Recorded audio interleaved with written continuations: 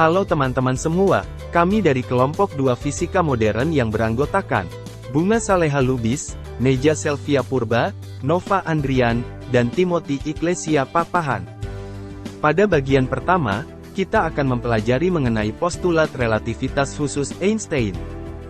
Teori relativitas khusus ini terdiri dari dua postulat. Yang pertama, hukum-hukum fisika memiliki bentuk yang sama pada semua kerangka acuan yang bergerak dengan kecepatan tetap. Postulat ini didasarkan pada tidak adanya kerangka acuan umum yang diam mutlak, sehingga tidak dapat ditentukan mana yang dalam keadaan diam dan mana yang dalam keadaan bergerak. Misalnya, seseorang berinisial A berada di dalam pesawat dan seseorang berinisial B berada di permukaan bumi. Dari sudut pandang A, pesawat diam terhadap dirinya dan permukaan bumilah yang bergerak.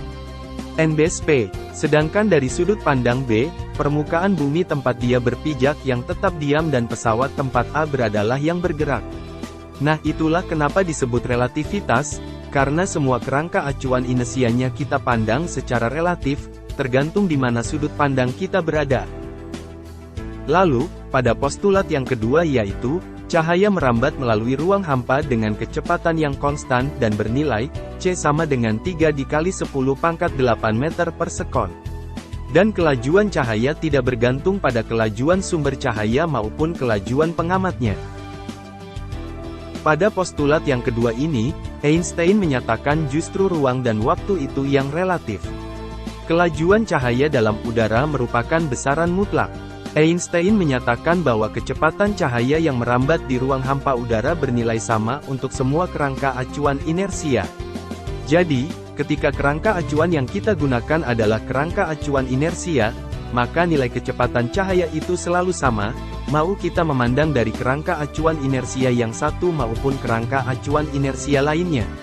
Artinya tidak ada kelajuan lain yang lebih besar daripada kelajuan cahaya. Jadi, diukur dalam semua kerangka acuan bergerak, kelajuan cahaya dalam udara adalah sama. Berikutnya, kita akan mempelajari mengenai konsep dilatasi waktu. Yang pertama, yaitu konsep dilatasi waktu pada postulat relativitas khusus. Dilatasi atau pemekaran waktu adalah dampak dari anggapan bahwa waktu tidak mutlak, tetapi relatif. Selang waktu yang diukur dengan oleh dua pengamat yang saling bergerak dengan kecepatan relatif akan berbeda.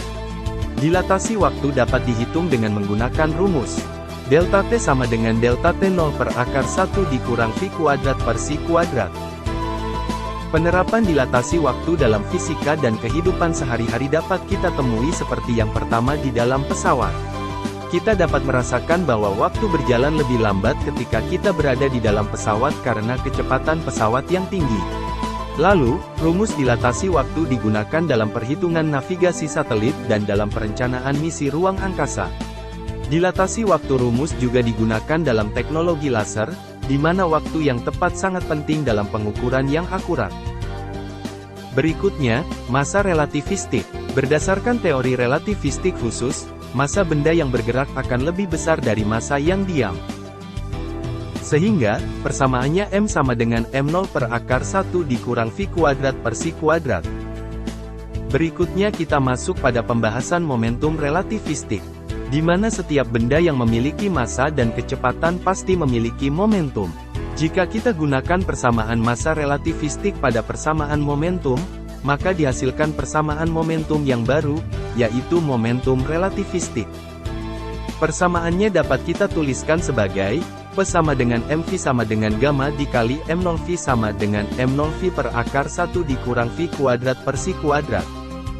Teori relativistik ini juga dapat diterapkan dalam kehidupan sehari-hari. Yang pertama pada penerapan medan magnet. Arus listrik tetap terjadi pada saat kawat beristirahat diam pada medan magnet. Hal tersebut menunjukkan bahwa tidak ada kerangka acuan mutlak atau istimewa. Yang kedua ada GPS. Digunakan jam dengan keakuratan tinggi dikarenakan satelit berada jauh dari permukaan bumi dan terdapat dilatasi waktu sekitar 4 mikrodetik setiap harinya.